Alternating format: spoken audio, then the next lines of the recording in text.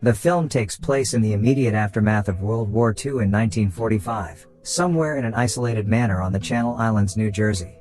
A stern, anal retentive woman named Grace awakens from a nightmare and gets ready for her day. The morning starts with her welcoming 3 people who show up at her door.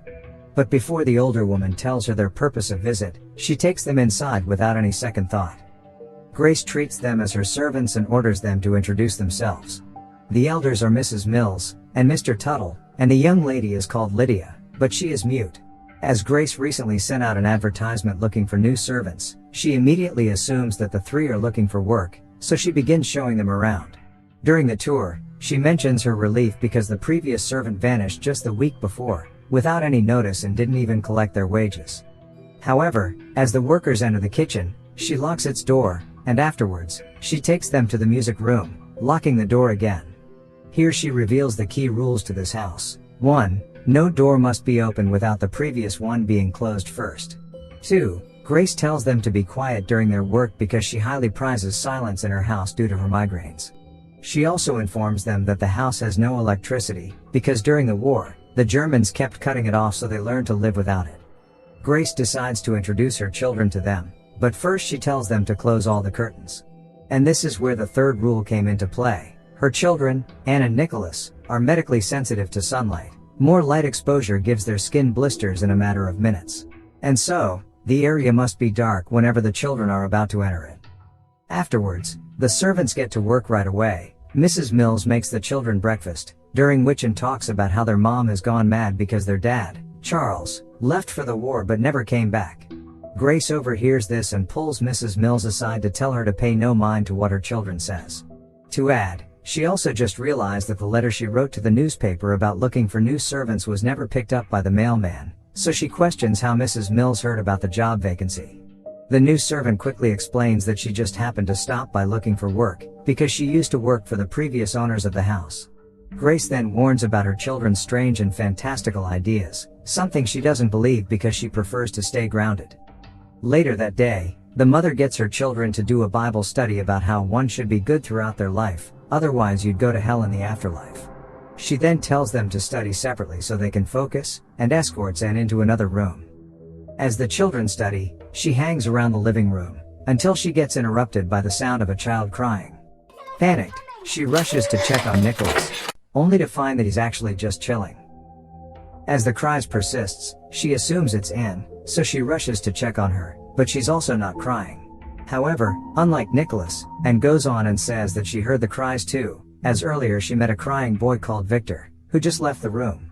According to her, he was crying because he doesn't like the house and told them to leave the house. Anne also mentions about Victor's father and the others who have been viewing the house. Grace thinks the story is absurd, saying how a person can get in and out if the door is locked, but then gets shocked to see the door right across from her is open. Livid, she summons the servants and scolds them for this, but the servants swear they weren't even inside the house this entire time. At night, while the children sleep, Anne wakes Nicholas, and he freaks out because the curtain is open. But his sister tells him she didn't do this, Victor did.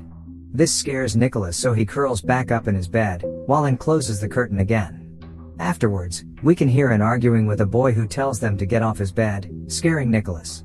And then tells Victor to touch Nicholas' cheek so he knows that Victor is real. Hearing his scream, Grace instantly rushes to their room and finds terrified Nicholas, who blames Anne. I didn't do anything. She punishes Anne by making her stand and read in the hall, while scolding her to stop scaring her brother, but Anne still insists she's not making anything up.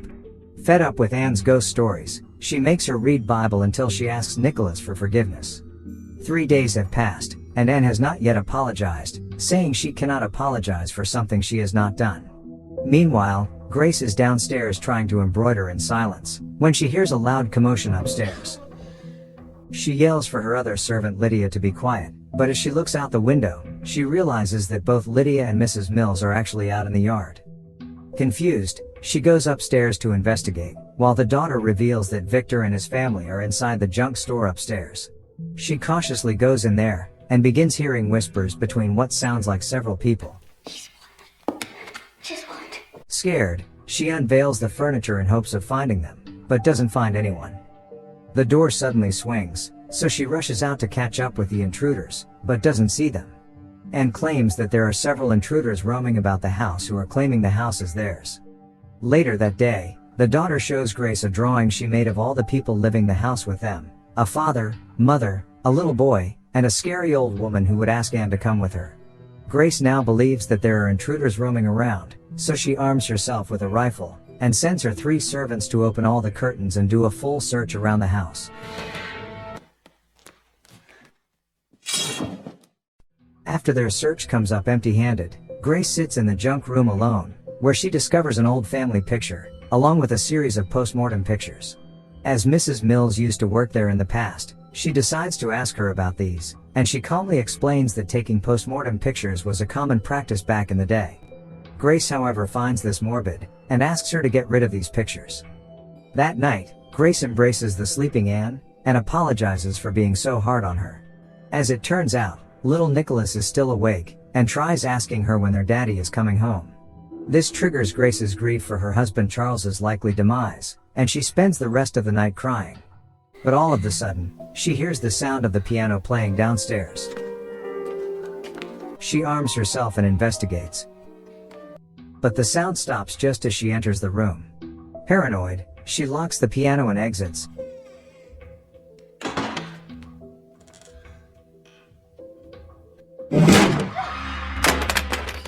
But unexpectedly the door slams in her face, locking her out of the piano room. This prompts her to freak out and call for Mrs. Mills. However, when she opens the door, Grace gets shocked to find the piano lid open again. Mills tries to calm her down afterward, and says that sometimes the world of the dead gets mixed up with the world of the living, which Grace can barely tolerate. Now starting to grapple with the fact that there may be ghosts in the house, she heads out in an attempt to find the local priest. Mills tries to stop her, but Grace refuses to listen. And on her way, she assigns the gardener, Mr. Tuttle, to look for gravestones around the property. However, after she sets off, now she thinks the house is haunted. Tuttle asks if it is safe to let her go, to which Mills says the fog will not let her go far. What's even more suspicious, Mills then tells Tuttle to cover up the gravestone completely. Meanwhile, the fog in the woods gets thicker and thicker to the extent that it does not let Grace pass. And then in the middle of it all, a figure emerges from the fog, shocking Grace, as the man is her long-lost husband, Charles. They lovingly embrace each other, making Grace forget her mission to find the priest. She then brings her husband home, shocking Mills. The first thing Charles does is walk up to his children, and hold them in his arms, but afterwards, he retreats to the bedroom and simply lies there all day, palpably unwell. While Grace shares a meal with her children later, it appears she doesn't want to acknowledge the ghost's existence anymore, and yet again scolds Anne for believing in them. This upsets the little girl, who runs out of the room crying, until Mrs. Mills stops her and assures her that she has seen the intruders and has been talking about, and not only that, some big changes are coming soon. At this point, Grace starts to believe that all the intruders have reverted back from their house, which worries Mills and others. They think that out of everyone, Grace would be the hardest to convince, which makes it difficult for them to carry out their plan. On the next day, Grace makes Anne wear the veil she has been sewing recently, and loves it so much that she'd like to keep wearing it. Afterwards, Grace leaves her alone to tend to her husband, who is still in bed looking lifeless. When she returns to check on Anne, she finds her playing on the ground, but to her surprise, her hands and face have turned old. What's the matter? This causes her to get violent, and thrashes that old bitch. But as she removes the veil, it turns out she's been rough handling it all along. Mills arrives and immediately takes Anne away. Later, Mills gives Grace the migraine pills she always takes, and tells her to leave the responsibilities to her. However, Grace becomes doubtful about Mills, so when Mills leaves, she does not take the pills and instead throws them into the sink. When she returns to the bedroom, Charles confronts her, saying that he found out about an incident wherein Grace went violent with her children while he was away. Charles expresses his disappointment in Grace, while she swears that she loves her children and would never be violent towards them. However, Charles gets up right after, and announces he's only come home to say goodbye, and must return to the front lines. This infuriates Grace, as she understandably wishes for her husband to stay with her instead. He comes up to her and kisses her to calm her down, but disappears that next morning. Grieving, Grace goes out to the front gate in hopes of catching up with him, but of course he's not there. At the same time, the children awake in the daylight, and when they realize, Anne screams loudly. Hearing her voice, Grace rushes to save them, and finds that all of the curtains are missing. Panicked, she shields her children with a coat, while taking them to the only dark room left in the house. She proceeds to question the servants, but they seem oddly calm about this, and suggest that perhaps the children may have grown out of their photosensitivity. Grace is now beyond livid. She decides to take a gun, right when Mills and others suddenly arrive, making Grace more frightened. She points the gun at the three servants to stop whatever plans they may have. Grace then takes the keys to the rooms from them, and fires the three servants when they try to calm her down. As the three walk out, Mrs. Mills tells the two that it is now time to uncover the gravestones. Meanwhile, Grace spends the day tearing the house apart looking for the curtains, but she can't seem to find them. At nighttime, Anne yet again tries telling Nicholas that their mom has gone mad and violent again like she did on that fateful day, but Nicholas still refuses to believe it. Bored, she decides to jump out of the window, saying that she wants to look for their father. Nicholas also comes with her, because he's scared of being left alone. Together, the two children tread through the dark, until they stumble upon three gravestones. At the same time, Grace is still on the search for the curtains, and finally digs through the servants' quarter. Finally, now comes the shocking truth. To Grace's horror, she finds a post-mortem picture of Mrs. Mills, Mr. Tuttle, and Lydia. At the same time, the daughter discovers that the gravestones belong to the three servants, revealing that they're ghosts all along. Just in time, the servants appear, and start walking up toward Anne and Nicholas. Scared, the siblings run for their lives, and finally meet with Grace. The mother tells them to rush inside the house, while trying to shoot them to no avail. Mills tells Grace that the three were killed by tuberculosis more than half a century ago. Hearing this, Grace retreats inside the house and locks the door, while the three come up to the house. She tells the dead people to go away, before telling the children to go upstairs and hide. Mrs. Mills tells her the new situation about the house, that they must learn to live with each other, the living and the dead people. But Grace refuses to listen and tells them if they are dead, then leave them to live in peace. To this, the servants tell her even if they leave, there are still the intruders living in the house. Tuttle informs her that the intruders also took the curtains down. Meanwhile, the children are now hiding inside the wardrobe, when all of a sudden, an old lady opens it, causing the children to scream.